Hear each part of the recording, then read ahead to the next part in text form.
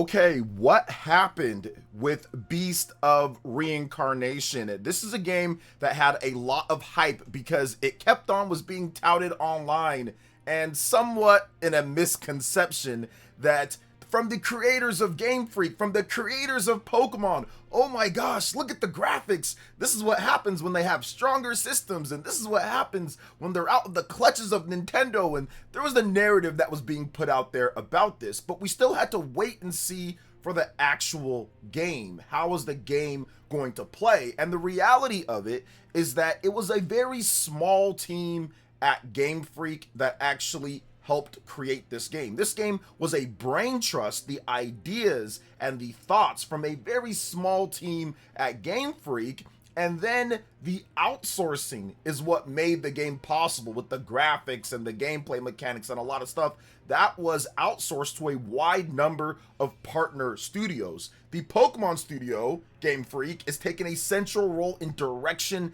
and management. So keep that in mind, guys. Even though they were touting Game Freak, the makers of Pokemon, this game is largely outsourced with a super small team. It's not the Pokemon Winds and Waves team juggling between Beast of Reincarnation and Pokemon Winds and Waves, which is what people were trying to tout online, like the Pokemon Legends ZA team. You know, all of a sudden they were just switching between these two games. That's not what happened. So I think that can tell you a little bit when it comes to what we're going to talk about with these reviews, because it's getting kind of blasted. I mean, the review average right now is a 72 with around 26 reviews on PC and a 73 on PlayStation 5 with around 50 reviews plus. There's not many Xbox reviews, but I'm hearing from some people that it's even broken on Xbox as low as 5 FPS at times. There should be a patch that's going to be pushed out,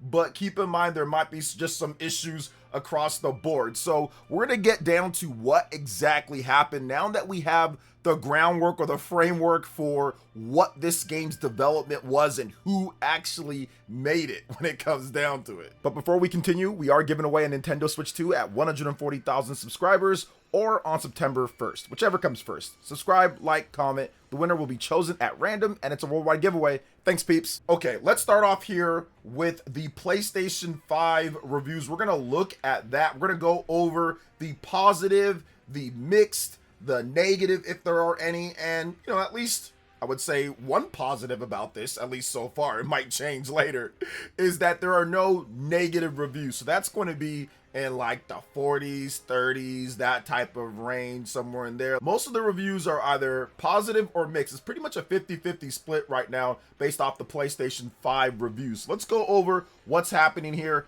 25 positive reviews, 75 and up.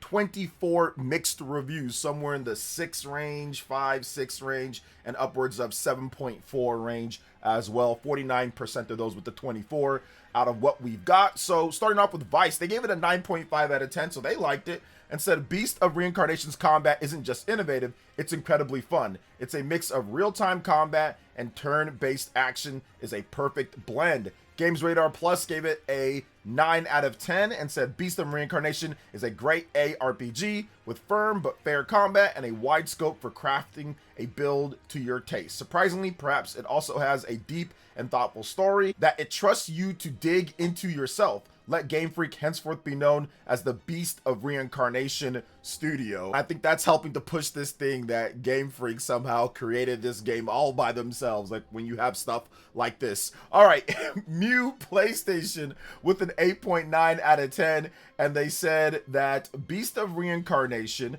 delivers a compelling action-adventure driven by an intriguing narrative, responsive combat, and a rewarding exploration system that consistently encourages players to venture off the beaten path.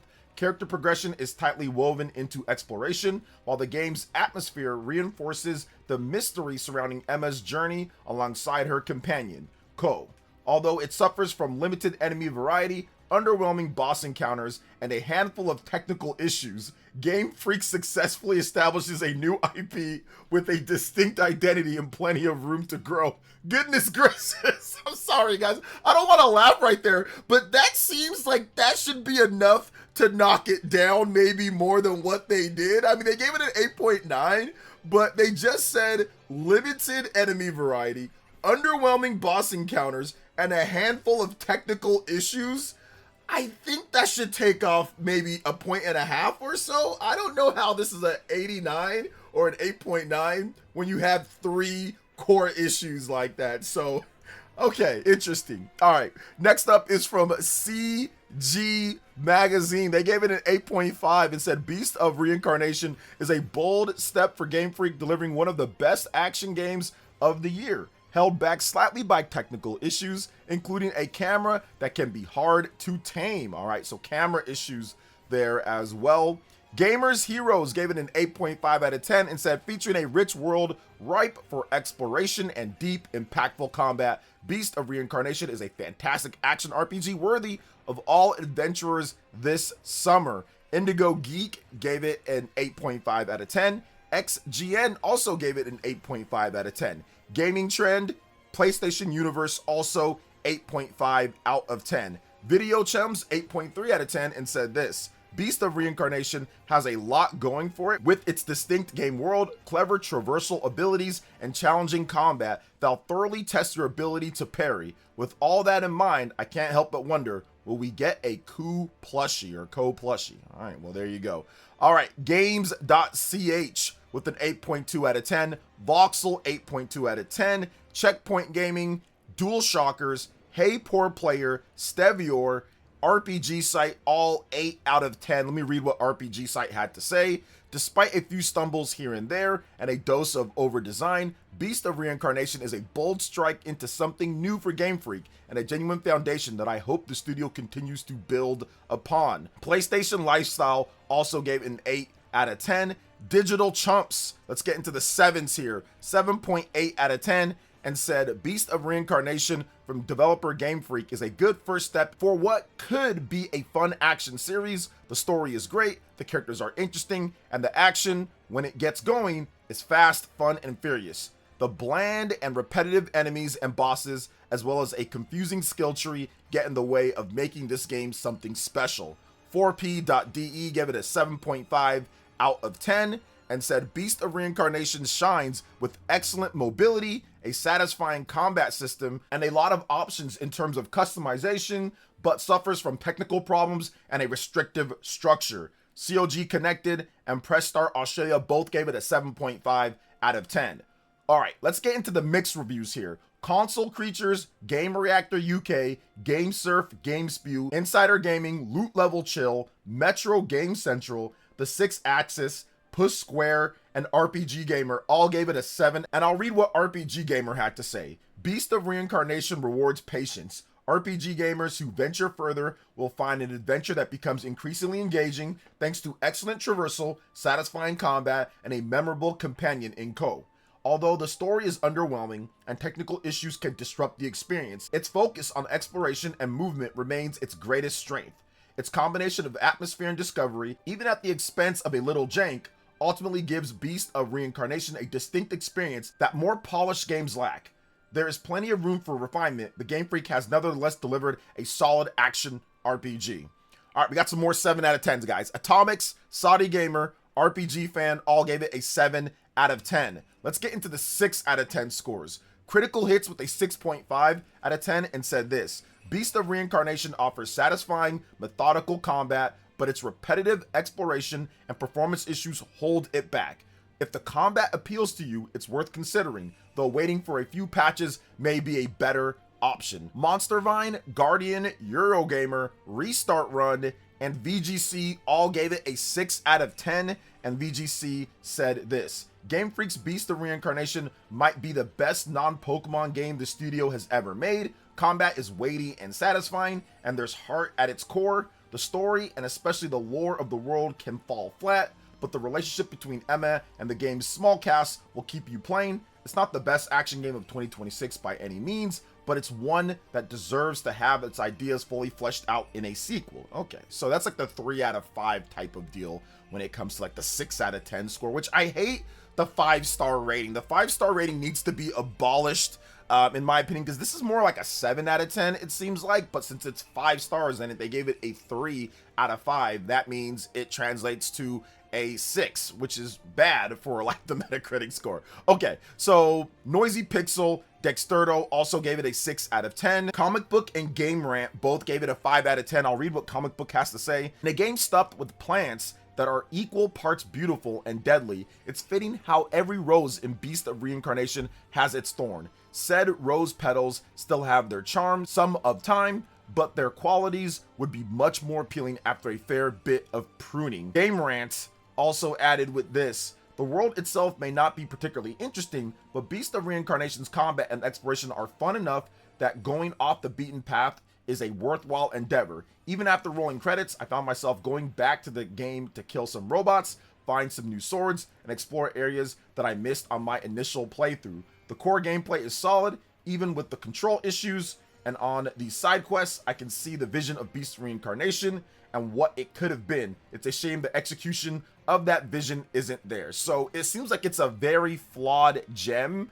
and with a few patches or a few different things here and there, this game could be considerably better. Now, I do want to say, after reading through everything here, I think I have a good idea and grasp of kind of what happened here when it comes to this Beast in Reincarnation game. It's an action RPG. It's a very interesting type of game that has a hybrid combat system that's not going to nail everything when it comes down to it, especially when you're outsourcing a ton of different things. You're creating a different style of game. It's a brand new IP. There's so much different things to do. But yeah, if there was a sequel, or if they had some patches, I do think that this game can be boosted up better than what it is. I do feel that there's probably going to be a Switch 2 version of this game down the line too, and maybe they kind of patch everything up, and by then, when they get the port out, if it does well enough, I'm not sure how many people are going to buy this game. I'm not sure if this is going to be a big seller, or how much they're targeting, or what they're even looking for.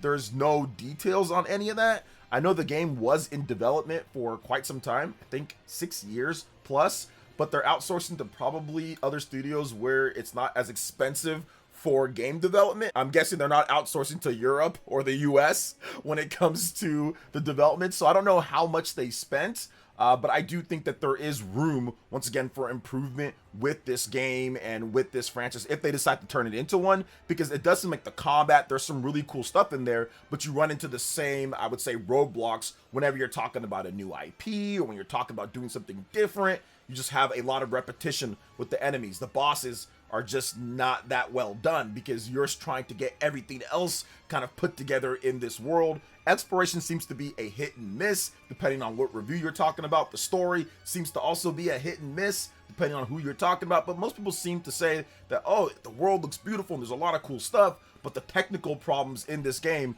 are just causing just issues when it comes to the enjoyment of the game. Now, I also have seen YouTubers and people talk about it and say it's kind of like a wait for a sale or it's a skip. So it's not just the people out here when it comes to the reviews, like the websites. It seems like YouTubers that got the game earlier are also saying it's kind of like a pass for right now at this point. So unfortunate, but at the same time, still something that Game Freak and the companies that actually worked on the game, when it comes to the outsourcing and stuff, they can actually work on that and they can make the game better. And maybe there's going to be patches too, so we'll see about that. But what do you think about Beast in Reincarnation and kind of what happened with the reviews here? Do you still plan on picking it up? Let me know in the comment section below. All right, peeps, that wraps it up for this one here. Thank you so much for watching. I do appreciate it. Please make sure you hit that like button, subscribe if you're someone new, click that notification bell, and check out my other RPG content and more right here on screen. Thanks for watching, and we'll catch you for the next one. Peace.